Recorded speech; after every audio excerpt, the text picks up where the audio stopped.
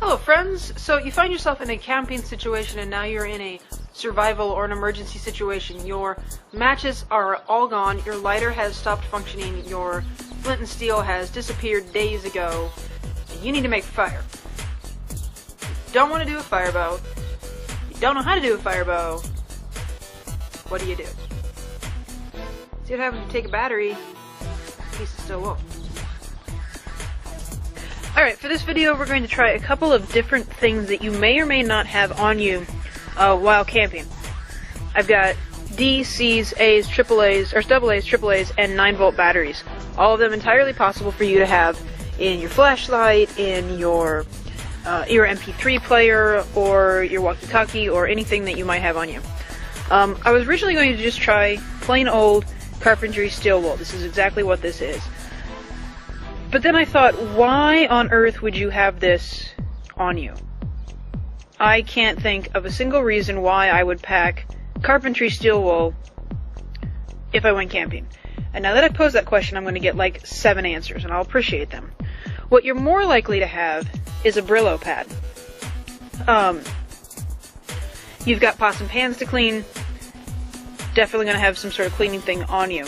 This is a brand new, straight out of the box Brillo pad. Nothing has been done to this one. This one, however, is a little more likely what you might have on you. Slightly used, some of the soap is gone, and actually, it's still a little bit damp. I'm not so sure I'm happy with that. Alright, you don't have any steel wool on you. This is the variable in this that I've decided to try. No steel wool. But again, you have your MP3 player. What happens when you strip off your headphones and use it? Conductor. And then as my tinder, cotton balls. Now I'm only going to light the tinder. Now I've gotten this one wet. That was stupid, Allie. That's alright.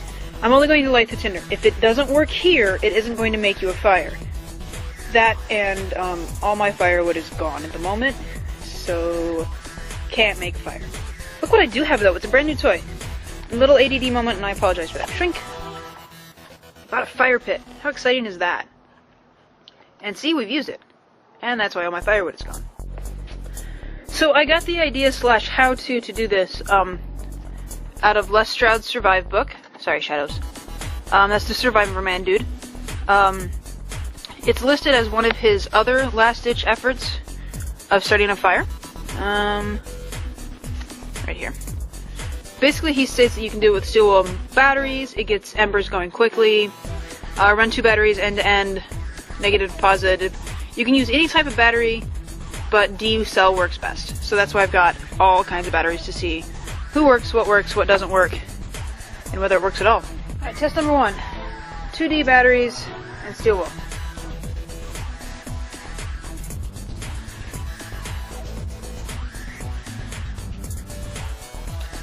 Holy crap! See that?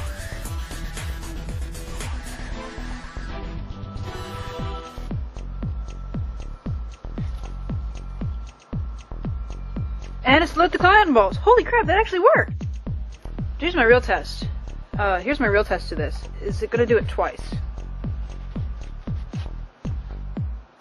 And can I actually show you this time? I don't think I was showing you. So I just held the batteries together. I'll hold that in there.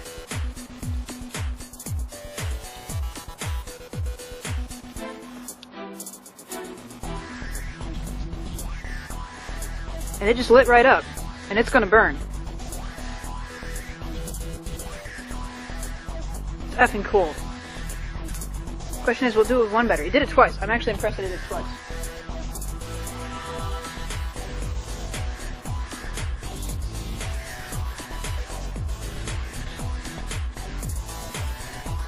It will not do it with only 1 battery. Alright, test 2, C batteries.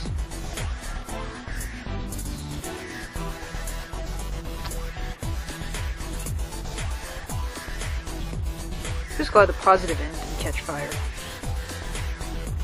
Oh, it lit, but it didn't last very long.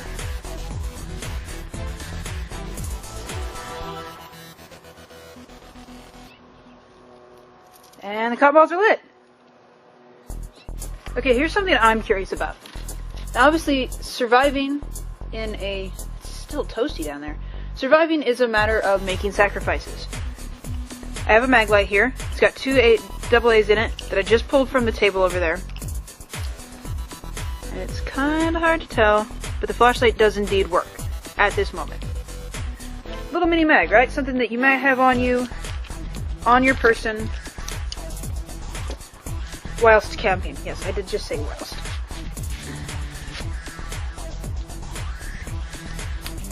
Now if it lights the fire, that's great. Now you've got heat, cooking, all that good stuff. But will you still have a mag light when you're done?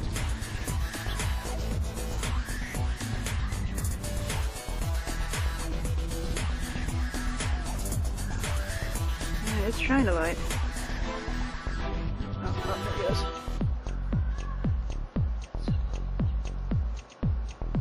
Alright, that worked. But does my flashlight?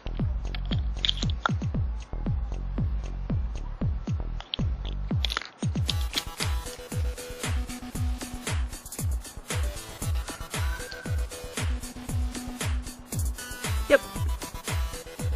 Cool, so you can actually use these batteries and this method without having to sacrifice your other equipment necessarily. Now you have to understand that while I bought all of these batteries brand new, I did buy them from the dollar store. Now the reasoning being is you may not have good batteries on you, and you may not have full charge batteries. I wish I had some that were half dead. You know what, I'm gonna go get the ones out of my remote in a minute. Just don't tell my roommates. AAA!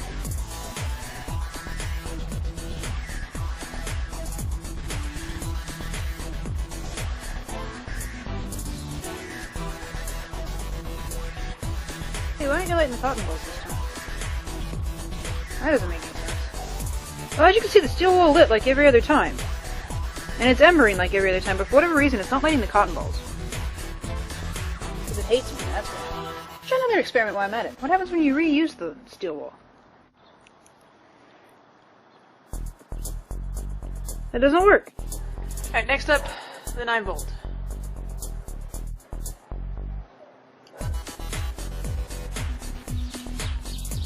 There we go, there we go. Cotton balls are on fire. So what have we learned? We've learned that D batteries do in fact work best. Just with regular old steel wool, and you do need 2 batteries, not just 1. But what happens if you don't have just regular old carpentry steel wool? Soapy mess, anyone? Oh, oh, oh. Come on, you can do it. You know you can. So batteries and a fresh steel wool Brillo pad.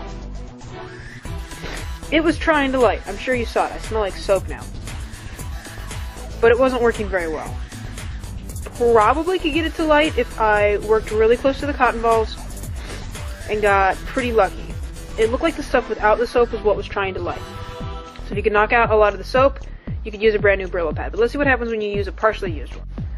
And I'm not kidding, guys. This one is still wet. This one is the one that kind of frightens me a little bit. But let's be realistic here. You're out camping, yeah, my cotton balls are cooking, you love that? They're cooking. Oh my god, it's soapy, look at that. It's awesome. And by awesome, I mean terrifying. Okay, so you're out camping, and you've, cleaned your pots and pans with the Brillo pad. You're not gonna get it all the way dry before you, move on with your life. You didn't even think about that. Just wrap it back up in the... Oh my god, this frightens me. Wrap it back up in the plastic bag it came in. This is not gonna work. Oh my god. Oh my god, I was so wrong. I love it. Alright, so what did we learn there? It will light. And you'll be a hot, soapy mess. But again, I do it down by the cotton balls, which are cooking because the wood that they're sitting on is roasty toasty now.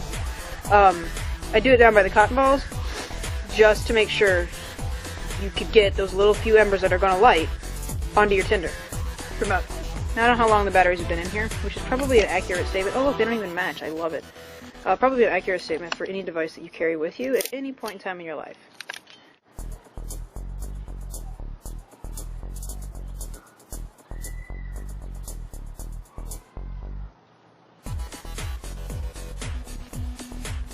Yep, still works. Alright, so the reality of you having steel wool on you while camping is probably pretty slim. Although after this experiment, I'm sure as heck putting some steel wool in my gear. Something you might have with you is your earphones. Headphones? Earbuds? Whatever. Survival's all about sacrifices, and sometimes you have to destroy one thing so that you can survive. I've just got a multi-tool with which to do this, and so let's see if it's even feasibly possible. Yes, I did just destroy a pair of headphones. For the sake of science. Alright, so my guess why that didn't just work, the D's with the wire, is because this is designed to conduct electricity and not heat. And without heat, there can't be fire. Although I swear for a moment I saw it smoking. I'm gonna go back and review the tape and see if that really is true. But don't need to sacrifice your earphones, headphones for lighting fire, because it's not gonna work. Alright, and as a note, as you can see I don't have my sunglasses on right now. As a note, as everybody wants to know, safety precautions taken in today's video. I feel like that's the end of like Reading Rainbow. You know, the books in today's video. Reading Rainbow, anybody? Yeah. My mad scientist sunglasses. Because, you know, it's mad science in the backyard. You gotta have the mad scientist sunglasses. Gotta love them.